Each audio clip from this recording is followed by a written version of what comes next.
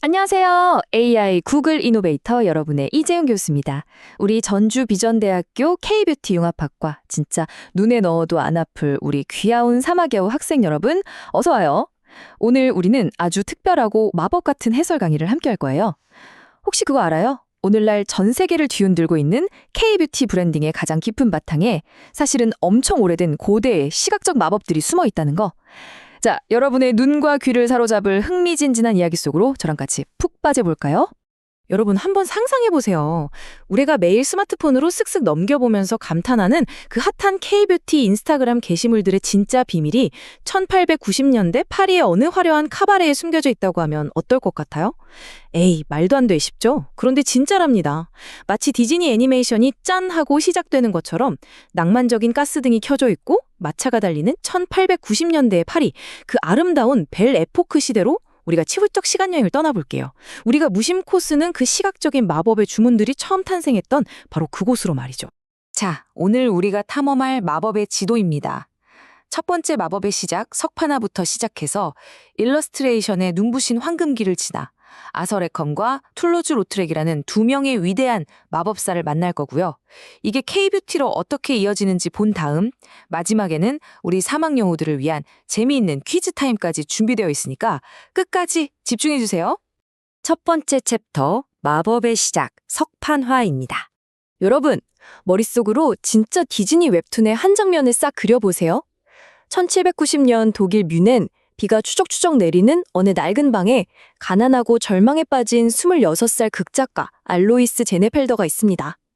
당장 어머니의 빨래 목록을 적어야 하는데 종이 살 돈조차 없어서 쩔쩔매고 있는 거예요.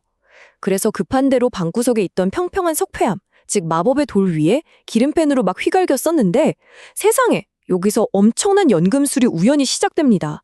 석판화, 그러니까 리소그래피는 물과 기름이 절대 섞이지 않는다는 아주 단순한 원리를 이용한 인쇄 기법이에요. 예전처럼 나무나 동판을 힘들게 파낼 필요 없이 화가들이 마법 지팡이를 휘두르듯 스케치북에 쓱쓱 직접 그리기만 하면 되는 거죠. 창작과 인쇄를 하나로 합쳐버린 완전히 획기적인 마법이었어요. 이 마법의 돌이 어떻게 작동하는지 레시피를 한번 볼까요? 진짜 재미있어요. 첫 번째, 돌 위에 기름펜으로 그림을 그립니다. 두 번째, 그 위에 물을 싹 바르는데 다들 알다시피 기름이랑 물은 완전 앙숙이잖아요. 서로 쫙쫙 밀어냅니다. 그리고 세 번째로 잉크를 대굴대굴 굴리면 화가가 기름펜으로 그림을 그려둔 그 자국에만 잉크가 찰싹하고 달라붙는 거예요. 정말 마법 그 자체죠. 이어서 두 번째 챕터 일러스트레이션의 눈부신 황금기로 넘어가 보겠습니다. 이렇게 발명된 석판화가 1837년에 이르러서는 색상별로 돌을 여러 개 만들어서 겹겹이 찍어내는 크로모리소그래피, 즉 컬러 석판화로 진화합니다. 그전에는 일일이 사람 손으로 색을 칠해야 해서 진짜 보석만큼 비쌌거든요. 그런데 이제는 이 화려한 컬러 이미지들이 대량으로 쏟아져 나오게 된 거예요. 이때부터 약 40년 동안 거대한 시각적 혁명이 폭발합니다. 일러스트레이션이 단순히 책 속에 갇혀있는 게 아니라 그 자체로 파리 시내 전체를 뒤덮는 눈부신 시각 문화가 되어버린 거죠. 이 황금기 동안 엄청난 혁신들이 쏟아졌어요. 집채만한 화려한 거리 포스터들이 탄생하고 평면적인 색채와 굵은 윤곽선을 쓰는 지금 우리가 아는 플랫 디자인의 시초가 등장하죠. 게다가 손으로 그린 부드러운 느낌까지 완벽하게 인쇄할 수 있었어요. 화장품이나 향수를 팔기 위한 상업 광고들도 이때 본격적으로 시작됐고요. 여기서 진짜 소름 돋는 핵심이 뭔지 아세요? 이때 쓰였던 부드러운 음영이나 우아한 여성 일러스트레이션, 그리고 굵은 타이포그래피 같은 요소들이 지금 우리 사막여우들이 인스타그램에서 매일 보는 K뷰티 패키징의 완전 직속 조상님이라는 사실입니다. 세 번째 챕터, 환상의 마법사 아서레컴입니다. 아서레컴의 그림을 딱 보는 순간 나 지금 마법의 숲에 들어왔나? 하는 착각이 들 거예요. 레컴만의 독보적인 마법은요, 아주 가늘고 복잡한 검은 선으로 먼저 뼈대를 잡아요. 그런 다음 그 위에 오묘하고 부드러운 수채화를 겹겹이 스르륵 쌓아 올리는 거죠. 이 몽환적인 스타일 덕분에 요정이나 마녀들이 당장이라도 살아서 튀어나올 것 같은 살짝 기괴하면서도 절대 눈을 뗄 수 없는 매혹적인 다크 판타지 미학이 탄생했습니다. 이 판타지 유산이 현대에 어떻게 이어졌을까요?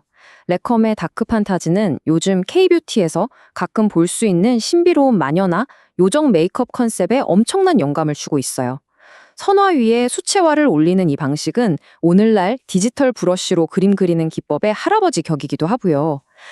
그리고 레컴이랑 같은 시대에 살았던 존 테니얼이라는 마법사도 짚고 넘어가야 해요. 이상한 나라의 앨리스에서 회중식에 보는 흰 토끼, 기억나죠? 동물을 사람처럼 만드는 바로 그 의인화 주문을 건 장본인이에요. 라네즈나 이니스프리, 토니모리 같은 우리 K뷰티 브랜드들이 그토록 귀여운 캐릭터 마케팅을 사랑하는 이유, 그 시작점이 바로 이 마법에서 출발한 거랍니다. 네 번째 챕터, 시각적 천재, 틀루즈 로트렉입니다. 152. 이게 무슨 숫자일까요? 네, 바로 앙리드 툴루즈 로트렉의 키입니다. 어린 시절에 앓았던 뼈 질환 때문에 평생 키가 152cm에 멈춰 있었거든요. 하지만 여러분, 예술이라는 세계 안에서 그는 정말 어마어마한 거인이었어요. 1891년에 그가 화려한 물랑루즈 밤거리에 내놓은 상업 포스터들은 상업 디자인을 단숨에 예술의 경지로 끌어올리면서 시각 언어의 판도를 완전히 뒤집어 버렸습니다. 자, 로트렉이 썼던 6가지 시각적 주문서를 싹 펴져볼게요. 그는 복잡한 걸 정말 싫어했어요. 과감하게 디테일을 쳐내고 본질만 남기는 단순화. 사람들의 시선을 확 끄는 굵고 강렬한 실루엣. 노랑, 빨강, 검정 같은 색들을 평면적이고 대담하게 빡 쓰는 색상 대비, 게다가 글자 자체를 그림의 일부로 만들어버리는 타이포그래피에 금방이라도 춤출 것 같은 역동성, 그리고 여백을 아주 대담하게 써버리는 비대칭 자포니즘 구도까지.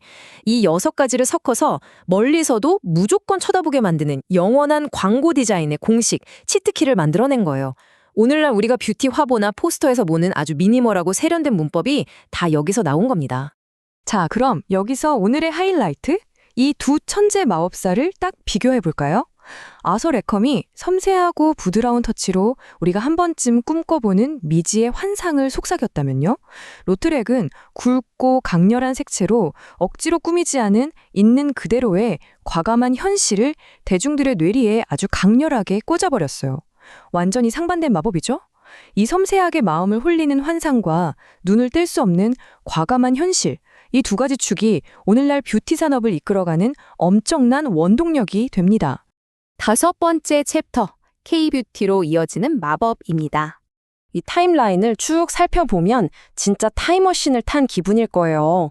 옛날 컬러 포스터는 요즘 인스타그램 뷰티 광고로, 존 테니얼의 동물 의인화는 우리 브랜드 캐릭터로, 로트렉의 그 여백 많은 구도는 미니멀리즘 레이아웃으로 이어졌죠. 또 케이트 그리너웨일의 그림들은 요즘 엄청 유행하는 부드러운 소프트거리나 코티지 코어 메이크업의 조상님이 됐고요. 근데 제가 우리 사막여우들에게 제일 강조하고 싶은 건 바로 마지막 줄이에요. 로트렉이 카바레 댄서들을 억지로 인형처럼 포장하지 않고 있는 그대로 리얼하게 그려낸 거, 그게 바로 요즘 K뷰티가 그토록 추구하는 모든 체형과 피부색을 포용하는 진정성 있는 브랜딩의 깊은 뿌리라는 사실. 이거 정말 짜릿하지 않나요? 6번째 챕터, 사막영어 P뷰티 퀴즈 타임. 드디어 올 것이 왔습니다. 우리 사막여우들이 이 마법 주문들을 잘 마스터했는지 볼까요? 첫 번째 퀴즈. 석판화라는 이 말도 안 되게 놀라운 마법을 가능하게 했던 아주 단순한 화학적 원리는 과연 무엇이었을까요? 아까 디즈니 웹툰의 한 장면 같았던 가난한 극작가의 방 떠올려 보세요. 빨래 목록을 적었던 돌판 위에서 대체 무슨 일이 일어났었죠? 띵동댕, 맞아요. 바로 물과 기름은 절대 섞이지 않고 서로를 강하게 쫙 밀어낸다는 성질. 이 단순하고 위대한 마법 덕분에 기름펜으로 그린 그 예쁜 그림 위에만 잉크가 찰싹 달라붙어 예술의 역사가 바뀔 수 있었잖아요. 너무 잘하는데요? 자, 탄력받아서 두 번째 퀴즈. 현대 K뷰티의 그 신비로운 다크 판타지나 마녀 메이크업 미학에 팍팍 영감을 불어넣어준 전설적인 마법사는 누구일까요? 강렬하고 대담한 카바레 화가였을까요? 아니면 까만 선과 촉촉한 수채화로 환상의 숲을 그려낸 마법사였을까요? 머릿속으로 그림을 한번 쓱 그려보세요. 완벽합니다. 바로 왔어, 레컴이죠. 살짝 귀괴하면서도 숨막히게 아름다운 그의 펜선과 수채화 콤보가 오늘날 우리가 열광하는 신비주의 판타지 뷰티 컨셉의 시조새가 되었답니다. 진짜 최고예요. 드디어 대망의 마지막 퀴즈. 툴루즈 로트렉은 모델을 가짜 인형처럼 인공적으로 예쁘게 꾸며서 그리는 걸 진짜 싫어했어요. 그렇다면 오늘날 우리 K뷰티 브랜드들이 아주 열광적으로 따르고 있는 로트렉만의 혁신적인 시각적 개념은 과연 뭘까요? 베레포크 시대의 카바레 댄서들을 어떻게 그려냈는지 다시 한번 떠올려 보세요. 와, 맞아요. 정답은 바로 미화되지 않은 진정성과 고유한 개성입니다. 억지로 꾸며낸 가짜 완벽함이 아니라 거친 현실 속에 있는 그 사람만의 진짜 매력을 탁 캐치낸 거죠. 자, 이제 이지영 교수가 우리 예쁜 사막여우 학생들에게 던지는 마지막 질문이에요. 미래의 K뷰티 전문가가 될 여러분은 오늘 배운 이 강력하고 진짜 백인 시각적 마법들을 무기로 삼아서 앞으로 세상을 놀라게 할 어떤 뷰티 혁명을 만들어낼 건가요? 여러분이 현장에서 펼칠 멋진 마법을 진짜로 기대하고 또 응원할게요. 오늘의 환상적인 해설 강의는 여기서 마칠게요. 얘들아, 오늘 수고 많았어요. 안녕. 자, 여러분 환영합니다. 전주비전대학교 K뷰티 융합학과에 오신 걸 정말 진심으로 환영해요. 저는 여러분과 함께 이 환상적인 시각의 세계를 쏙쏙 파헤쳐볼 AI 구글 이노베이터 이지영 교수입니다. 우리 사랑스러운 신입생 여러분, 제가 평소에 여러분을 사막여우라고 부르잖아요. 그 쫑긋 소승귀로 새로운 지식을 스펀지처럼 빨아들이는 우리 사막여우들. 오늘 제가 해설해드릴 내용은요, 바로 석판화의 발명과 일러스트레이션의 황금기입니다. 와, 제목만 들어도 뭔가 마법 같지 않나요? 마치 한편의 디즈니 애니메이션 속으로 훅 하고 빨려 들어가는 것처럼 흥미진진한 시간여행을 떠나볼 거예요. 진짜 기절할 정도로 재밌을 테니까 다들 눈 크게 뜨고 따라오세요. 오늘 우리가 함께할 마법의 실러버스, 즉 강의 개요를 3단계로 딱 정리해 드릴게요. 첫 번째, 1890년대 파리를 뒤흔든 석판화의 마법. 두 번째, 아서 레컴과 툴루즈 로트렉, 이 두 위대한 마법사들의 대결. 그리고 마지막, 세 번째는요, 이 고대의 주문들이 어떻게 지금의 현대 K뷰티 브랜드 속에서 반짝반짝 빛나고 있는지 알아볼 겁니다. 자, 준비되셨죠? 그럼 바로 첫 번째 챕터, 석판화의 마법으로 들어가 볼까요? 1890년대 파리로 통하는 포털을 지금 바로 엽니다. 자, 포털 너머로 가스등이 켜진 낭만적인 파리의 거리가 쫙 펼쳐집니다. 덜컹거리는 마차 소리 들리시나요? 거리 벽면마다 사람 키만한 거대하고 화려한 컬러 포스터들이 시선을 확 사로잡고 있죠. 우리 사막여우들이 통과할 이 시간여행 길목에는요, 세 개의 아주 중요한 연도가 있어요. 1796년의 어떤 우연한 발명, 1837년의 폭발적인 시각혁명, 그리고 그 결과로 팍 하고 만개해버린 1880년부터 1920년 사이에 눈부신 일러스트레이션의 황금기입니다. 아니, 책 속에 얌전히 있던 사파가 도대체 어떻게 뷰티와 상업을 지배하는 시각문화 그 자체로 변신했을까요? 그 비밀을 지금부터 파헤쳐볼게요. 이 모든 것의 시작은 진짜 한 편의 웹툰 그 자체예요. 1796년에 독일 뮌헨의 알로이스 제네펠더라는 26살의 아주 가난한 극작가가 살고 있었어요. 돈이 없으니까 자기 대본을 직접 인쇄하려고 끙끙대던 어느 날이었죠. 어머니가 옆에서 빨래 목록을 부르시는데 맙소사 적을 종이가 없는 거예요. 다급해진 제네펠더는 마침 옆에 굴러다니던 매끈한 석회암 돌판 위에다가 기름펜으로 그 목록을 쓱쓱 적어 내려갑니다. 그리고 바로 여기서 기막힌 마법이 일어납니다. 기름이 묻은 곳에는 물이 스며들지 않는다는, 물과 기름이 섞이지 않는다는 아주 단순한 원리를 딱 발견해낸 거죠. 이게 과정을 보면 마치 무슨 신비로운 마법 물력을 만드는 레시피 같아요. 돌판에 기름펜으로 그림을 쓱쓱 그리고요. 물을 싹 칠합니다. 그럼 물이 기름을 밀어내겠죠? 그 위에 기름 잉크를 대굴대굴 굴리면 오직 그림을 그린 부분에만 잉크가 찰싹 하고 달라붙는 거예요. 이걸 종이에 그대로 찍어내기만 하면 완성! 이게 왜 중요하냐면요. 이전에는 막 딱딱한 나무를 파내거나 금속을 힘들게 긁어야 했는데 이제는 화가가 돌판 위에 그냥 펜으로 그림을 그리는 것 자체가 곧 인쇄판을 만드는 것이 돼버린 거예요. 예술가들에게 완벽한 창작의 자유가 주어진 정말 엄청난 순간이었던 거죠. 자, 여기서 시간여행을 잠깐 멈추겠습니다. 우리 똘똘한 사막여우들의 실력을 한번 테스트해 봐야겠죠? 팝 퀴즈 나갑니다. 석판화 기술이 한 단계 딱 진화해서 1837년에 등장한 마법 같은 기술이 있어요. 노란색 돌판 한번 찍고 빨간색 돌판 한번 찍고 이렇게 색상별로 돌을 차례대로 겹쳐서 화려한 풀컬러를 만들어낸 이 기술, 과연 이름이 뭘까요? 속으로 딱 3초만 세보세요. 3, 2, 1. 네, 정답은 바로 크로모리소그래피, 즉 컬러 석판화입니다. 맞춘 사막여우들에게는 제 마음속 가상의 칭찬 스티커 팍팍 드릴게요. 이 기술이 왜 그렇게 대단한 혁명이냐고요? 생각해보세요. 옛날에는 컬러 그림 하나 가지려면 귀족들이 엄청 비싼 돈 주고 일일이 손으로 칠한 걸 사야 했어요. 그런데 이 크로모리소그래피 덕분에 향수, 비누, 화장품 회사들이 화려하고 예쁜 풀컬러 광고를 대량으로 막 찍어낼 수 있게 된 겁니다. 평범한 시민들도 그냥 길을 걷다가 미술관 수준의 뷰티 예술을 마음껏 즐기게 된 진정한 시각혁명이었던 거죠. 그럼 이제 두 번째 챕터로 넘어가 볼까요? 마법사들의 대결, 바로 예술적 환상술사들의 흥미진진한 결투입니다. 이 황금기에는 진짜 엄청난 두 명의 대마법사가 있었어요. 먼저 영국 출신의 아서 레컴입니다. 이분은 약간 숲속의 요정이나 마녀를 소환하는 다크 판타지 마법사랄까요? 아주 가늘고 섬세한 검은 손으로 그림을 쫙 그리고 그 위에 은은한 수채화를 사르르 얹어서 환상과 현실의 경계를 확 허물어버렸죠. 반면에 프랑스의 툴루즈 로트렉은요, 완전 스타일이 다릅니다. 이분은 파리의 뜨거운 밤, 가발의 열기를 포착하는데 그냥 천재였어요. 자잘한 디테일은 과감하게 싹 생략해버리고 강렬한 평면 색채와 대담한 실루엣으로 사람들의 시선을 단숨에 낚아채는 마법을 부렸습니다. 사실 저는 이 툴루즈 로트렉이라는 분을 생각하면 가슴이 막 뜁니다. 귀족 가문에서 태어났지만 불치병 때문에 평생 키가 152cm에 머물러야 했거든요. 하지만 그는 그 신체적 아픔을 예술로 완벽하게 승화시켰어요. 로트렉은 카바레의 댄서나 가수들을 그릴 때 그냥 흔하고 뻔한 이상화된 미녀로 그리지 않았어요. 절대요. 그녀들의 우울한 눈빛, 비틀어진 입술, 고단한 삶의 흔적, 그러니까 그 사람의 진짜 개성과 날 것 그대로의 진정성을 화폭에 담아냈습니다. 길거리에 붙어있던 흔한 뷰티 포스터를 고상한 하이아트의 경지로 멱살 잡고 끌어올린 분이 바로 이 로트렉이에요.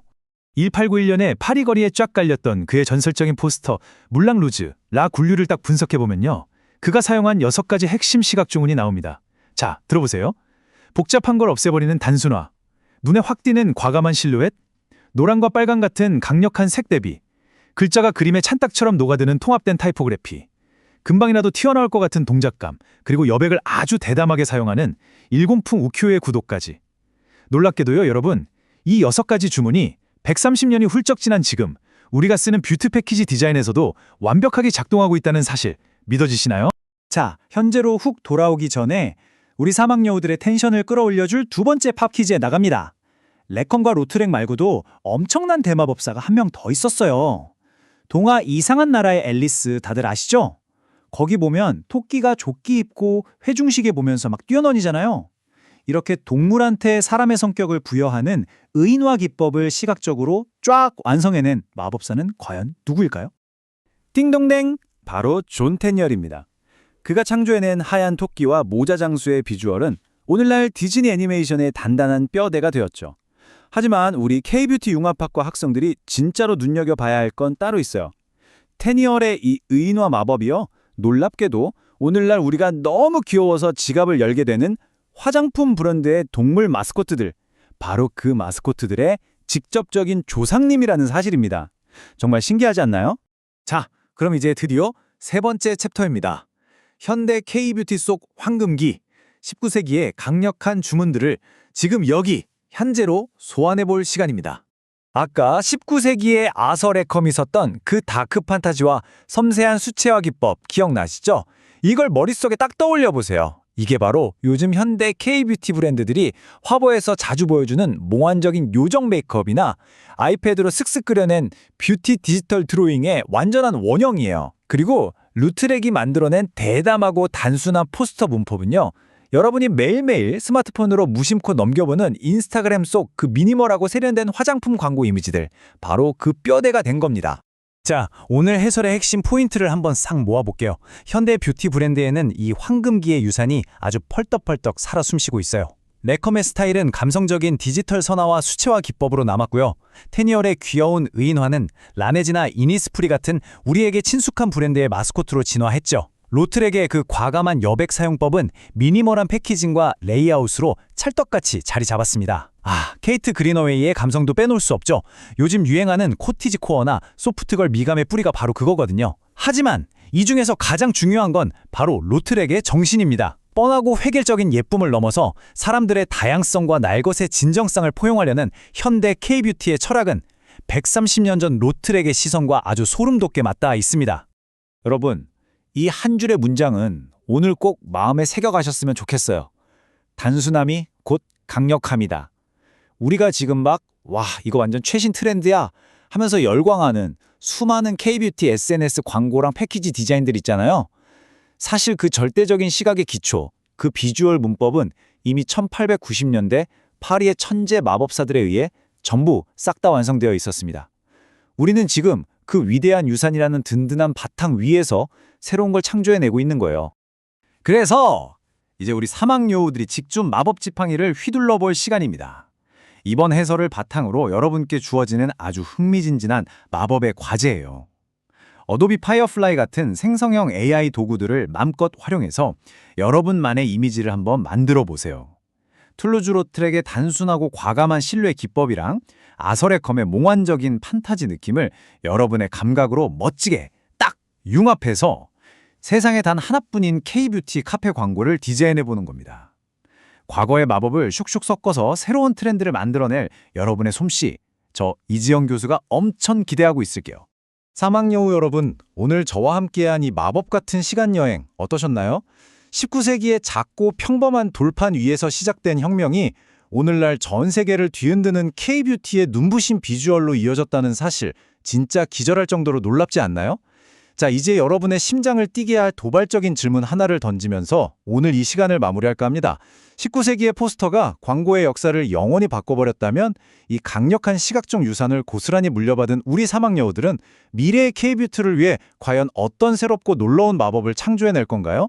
여러분의 손끝에서 화려하게 탄생할 새로운 황금기를 진심으로 응원하며 오늘의 해설은 여기서 마치겠습니다. 지금까지 AI 구글 이노베이터 이지영 교수였습니다. 우리 다음 시간에 더 재미있는 이야기로 만나요. 안녕!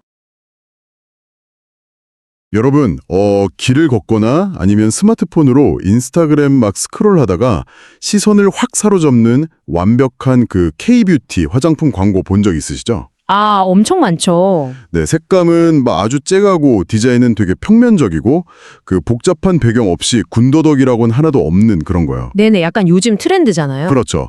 우리는 보통 이런 이미지를 보면서 와, 요즘 최신 디지털 디자인 툴이 진짜 좋구나.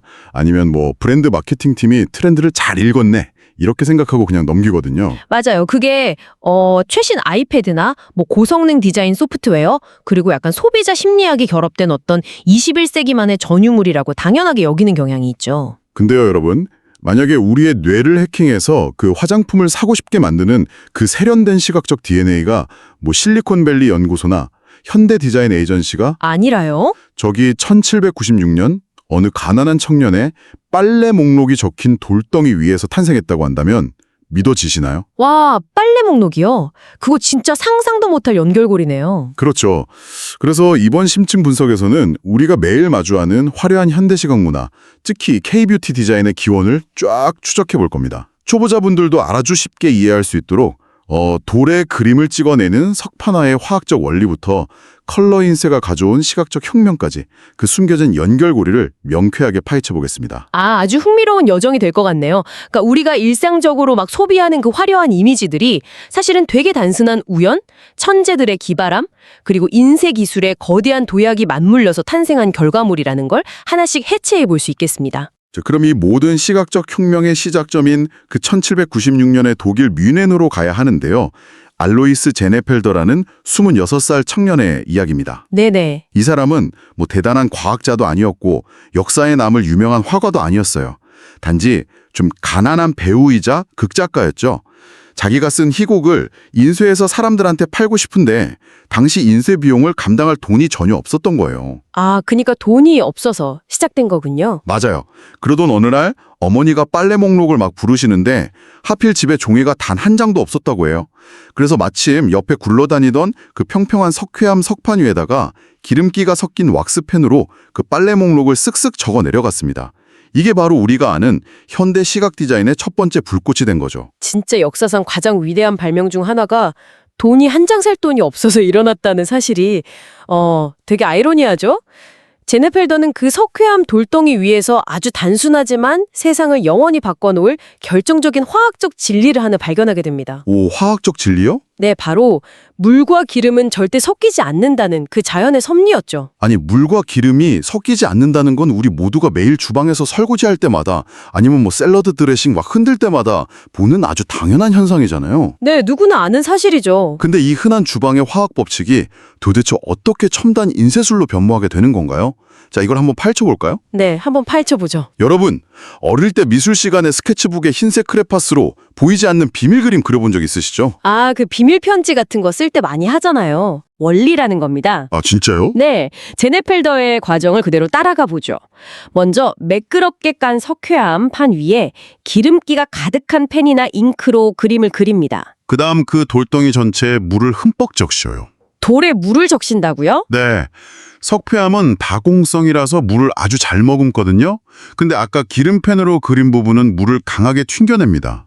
아, 그러니까 돌의 맨 표면은 물기로 촉촉해지고 그 그림이 그려진 부분만 기름기로 코팅된 상태가 되는 거군요? 정확합니다.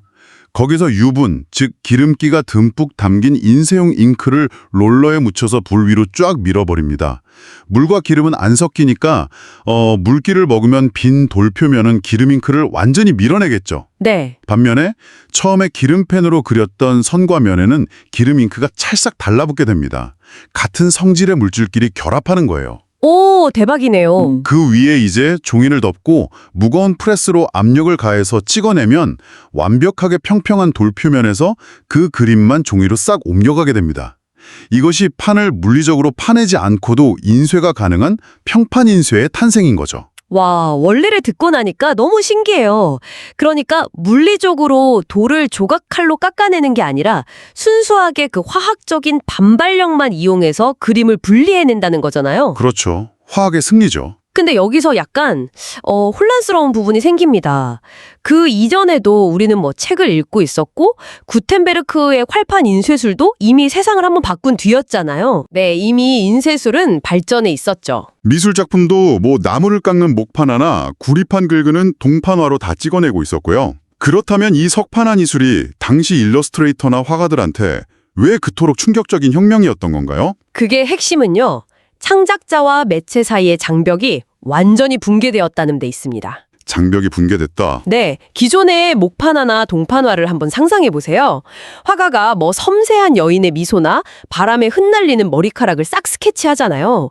그럼 전문 조각공이 뾰족한 조각칼을 들고 단단한 나무나 금속판을 파내야 합니다. 아, 화가가 직접 하는 게 아니었군요. 네, 이건 고도의 기술하고 진짜 끔찍할 정도의 물리적 노동이 필요한 작업이에요. 게다가 화가의 의도랑 조각공의 손끝이 조금만 어긋나도 느낌이 확 달라지겠네요. 맞아요. 화가가 원했던 그 부드러운 선의 느낌은 차가운 금속이나 나무 질감 때문에 왜곡되고 마는 거죠. 아, 그러니까 중간에 번역기나 어떤 필터가 무조건 한번 들어가야 했다는 뜻이군요. 내 손으로 직접 그린 느낌을 그대로 복제할 방법이 없었다는 거네요. 맞습니다. 하지만 석판화는 완전히 달랐어요. 화가가 그냥 평평한 돌 위에 연필이나 분필로 일상적인 그림을 그리면 그 행위 자체가 곧바로 인쇄용 판을 만드는 작업이 되어버린 겁니다. 와, 진짜요? 중간 과정에 싹 사라졌네요. 네, 화가의 미세한 손떨림, 분필이 돌표면이랑 마찰하면서 만들어내는 부드러운 음영, 스케치의 그 즉흥적인 에너지가 단 한 치의 손칠도 없이 종이 위에 그대로 대량 복제되기 시작한 거죠. 야, 진짜 족쇄가 풀린 거나 다름없네요. 조각칼이랑 그 딱딱한 나무를 버리고 다시 펜과 붓을 든 순수한 화가로 돌아갈 수 있었으니까요. 창작의 완벽한 자유가 열린 셈입니다. 완벽한 해방이었죠. 하지만 도류의 밑그림을 쉽게 찍어낼 수 있게 된 건 진짜 훌륭한데 우리가 아는 그 19세기의 파리거리의 화려한 예술을 딱 떠올려 보면 거기에 흑백 스케치만 있었던 건 아니잖아요. 그렇죠. 컬러가 빠질 수 없죠. 맞아요. 거리를 걷는 바쁜 사람들의 시선을 확 낚아채려면 무조건 컬러가 필요합니다. 그래서 이 흑백의 돌덩이가 도대체 어떻게 다채로운 색을 입게 되었는지 그 과정을 파헤쳐 봐야 할 것 같은데요. 연도가 대략 1837년쯤이죠. 네, 색을 입히기 위해 등장한 기술이 바로 크로모리소그래피, 즉 컬러 석판화입니다. 1830년대 후반에 본격적으로 형태를 갖추기 시작했어요. 크로모리소그래피요? 네, 기본 원리는 아까 말씀드린 물과 기름의 화학 반응이랑 똑같습니다. 하지만 여기에 필요한 노동의 강도는 진짜 현대인의 상상을 초월해요. 어느 정도길래요? 한 장의 종이에 다양한 색을 표현하기 위해서는 색상별로 각기 다른 석판을 따로 만들어야 했거든요. 잠깐만요. 색상별로 돌을 따로 만든다고요? 네네. 만약에 제가 오늘날 포스터처럼 막 12가지 색깔이 들어간 화려한 이미지를 하나 만들고 싶다면 설마 그 무거운 석회암 돌덩이가 12개나 필요했다는 건가요? 놀랍게도 사실입니다. 세상에. 예를 들어 노란색이 들어갈 부분만 정밀하게 계산해서 그린 첫 번째 돌을 먼저 프레스에 넣고 찍어요. 그 종이를 꺼내서 잉크를 말린 다음에 이번에는 빨간색이 들어갈 두 번째 돌을 올리고 종이를 덮어 또 찍어야 했죠. 아니 그게 물리적으로 가능한가요? 종이를 12번이나 겹쳐 찍는 동안 미세하게 진짜 1mm라도 위치가 틀어지면? 다 망치는 거죠. 네, 막 눈동자가 이마에 가 있거나 입술이 코 옆에 찍히는 대참사가 벌어질 텐데 그 엄청난 무게의 돌들을 어떻게 한치의 오차도 없이 맞추는 거죠? 그래서 당시 인쇄공들은 종이랑 돌 가정자리에 아주 미세한 핀 구멍이나 기준선을 만들어뒀어요. 그리고 현미경 들여다보듯이 정확하게 핀트를 맞춰서 수동으로 정렬했습니다. 와, 그걸 일일이 손으로요? 네, 이걸 레지스트레이션이라고 부르는데요. 진짜 극한의 집중력과 장인 정신이 요구되는 고된 노동이었습니다.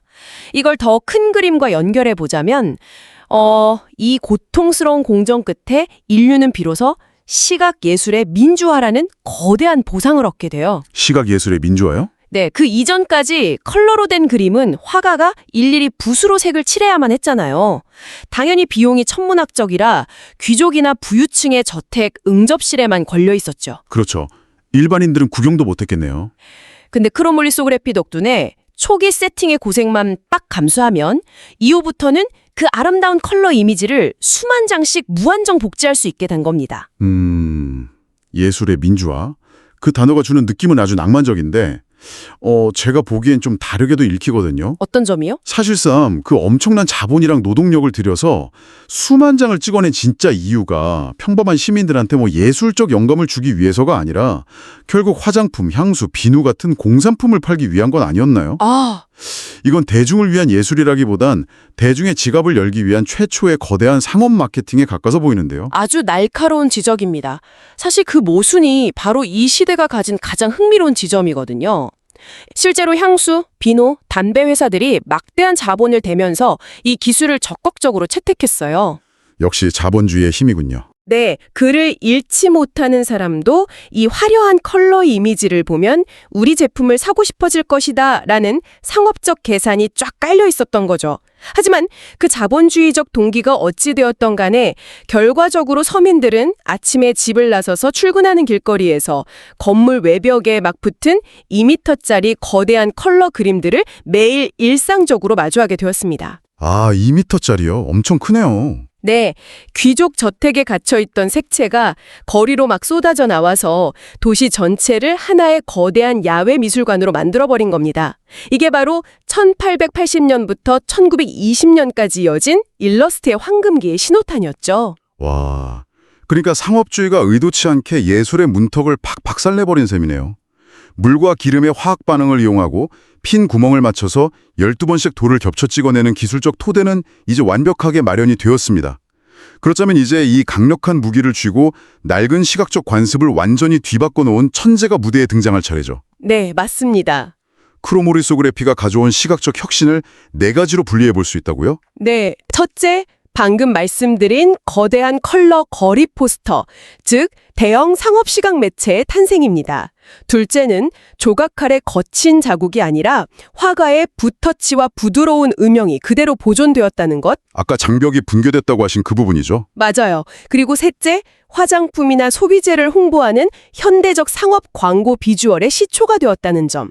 그리고 넷째가 가장 결정적인데 바로 오늘날 우리가 스마트폰 앱에서 아주 흔히 보는 플랫 디자인의 원형이 바로 이 시기에 확립되었다는 겁니다. 야, 여기서 정말 흥미로워지는 부분은요. 이 4가지 혁신을 단 한 사람의 손끝에서 폭발시킨 주인공이 바로 그 유명한 앙리드 툴루즈 로트렉이라는 겁니다. 네, 로트렉. 여러분도 로트렉이라는 이름은 한 번쯤 들어보셨을 텐데요. 프랑스의 엄청 뼈대 있는 귀족 가문 출신인데 그 근친혼에 의한 유전 질환 때문에 어릴 때 2다리가 부러진 뒤로 성장이 멈춰서 평생 키가 152cm에 머물러야 했던 화가잖아요. 네, 육체적인 고통이 컸죠. 하지만 그는 자신의 신체적 한계에 갇혀있지 않고 1890년대 벨 에포크 시대 파리의 막 화려한 밤문화, 매캐한 연기가 자욱한 카바레나 댄스홀을 그 누구보다 깊이 사랑하고 관찰했죠. 로트렉은 이 컬러 석판화 기술의 잠재력을 아주 정확하게 꿰뚫어 보았고요.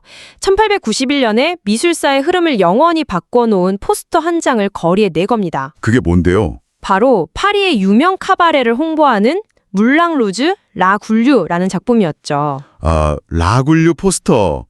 근데 아까 플랫 디자인이라고 하셨는데 그게 구체적으로 어떤 의미인가요? 이전 시대의 포스터들은 보통 막 대상의 명암을 되게 세밀하게 놔두고 원근법을 줘서 최대한 현실이랑 똑같이 입체적으로 그리려고 애썼잖아요. 그렇죠. 리얼리즘에 집착했죠. 근데 로트렉의 이 작품을 보면 댄서인 라글류가 춤추는 모습을 표현할 때 그 복잡한 디테일을 과감하게 싹 다 날려버렸어요. 네네. 인물은 그냥 검은 선하고 몇 개의 단순한 실루엣으로만 처리하고 노란색, 빨간색, 검은색 같은 원색을 마치 색종이를 가위로 막 오려붙인 것처럼 평면적으로 짝짝 밀어 넣어버렸죠. 맞아요. 그것이 바로 플랫 디자인의 시작이자 혁신이었습니다.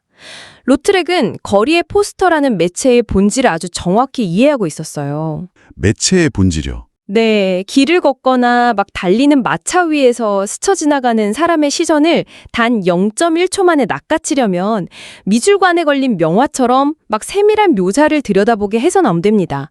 복잡함을 딱 걷어내고 가장 본질적인 형태랑 강렬한 색채 대비만을 남기는 단순화가 훨씬 더 강력한 무기라는 걸 깨달은 거죠.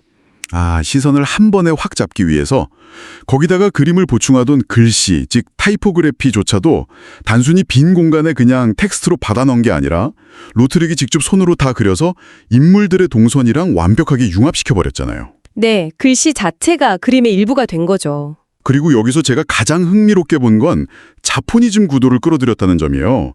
자포니즘 구도라는 게 서양의 전통적인 방식이랑 정확히 어떻게 다른 시각적 효과를 내는 건가요? 서양 전통 회화는 주인공을 보통 화면 정중앙에 배치하고 완벽한 대칭이나 원근법을 추구하잖아요. 그렇죠. 안정감 있게. 근데 일본의 우키요의 판화에서 영감을 받은 이 자포니즘 구도는 완전히 반대입니다. 인물을 화면 가장자리로 몰아넣어서 가차없이 잘라버리거나 아니면 화면의 절반 이상을 아무것도 없는 거대한 빈 여백으로 확 남겨두는 식의 극단적인 비대칭을 사용해요. 오, 되게 파격적이네요. 로트렉은 이 파격적인 구도를 가져와서 오히려 그 텅 빈 공간이 관객의 시선을 알라 굴류의 발차기 한 번에 딱 집중하게 만드는 강력한 시각적 긴장감을 만들어냈습니다. 와, 그래서인지 그 강렬함에 매료된 파리 시민들이 한밤중에 막 거리에 몰래 나와서 벽에 붙은 포스터를 떼어다가 자기 집 거실 액자에 끼워 넣는 진풍경이 벌어졌다고 하잖아요. 네, 도난 사건이 엄청났다고 하죠. 광고가 대중의 수집욕을 자극하는 예술로 승격된 진짜 최초의 순간이었습니다. 근데 제가 이 로트렉의 작품들에서 가장 감탄했던 건 시각적 기법뿐만이 아니에요. 그럼 어떤 점이요? 그가 사람을, 특히 그 댄서들을 그려낸 방식입니다. 보통 뷰티나 카바레 광고면 모델의 얼굴을 최대한 막 뽀얗고 예쁘게 비현실적으로 포장해서 환상을 심어주잖아요. 마케팅의 기본이죠. 근데 로트렉은 라굴리의 다소 억세고 피곤해 보이는 표정, 무대 뒤의 댄서들의 공허한 눈빛, 비대칭적인 체형 같은 걸 필터 없이 아주 있는 그대로 묘사했더라고요. 맞습니다.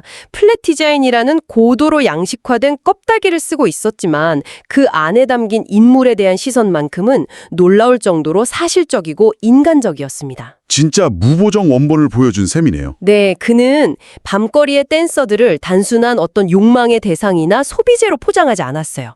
그들의 삶이 가진 진실한 무게, 즉 진정성을 가감없이 담아낸 거죠. 자, 그럼 이쯤에서 아주 근본적인 질문을 좀 던져보겠습니다.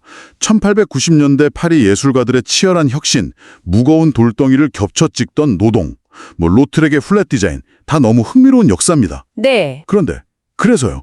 그럼 이 모든 게 대체 무슨 의미일까요? 이것이 2026년을 살아가고 있는 청취자 여러분의 일상, 우리가 매일 스크롤하면서 마주하는 스마트폰 속 세상이랑 대체 무슨 상관이냐는 겁니다.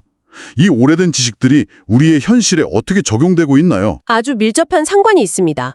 왜냐하면 우리는 여전히 로트렉과 그 시대 천재들이 만들어 놓은 시각적 문법의 지배를 받고 있기 때문이죠. 우리가요? 네, 아까 오프닝에서 말씀하셨던 그 K뷰티 화장품 광고를 다시 한번 떠올려 보세요. 아, 강렬한 단색 배경의 인물 특정 부분만 빡 클로즈업하고 여백을 대담하게 쫙 남긴 뒤에 그 위에 세련된 폰트가 얹혀있는 그 구조요. 맞습니다.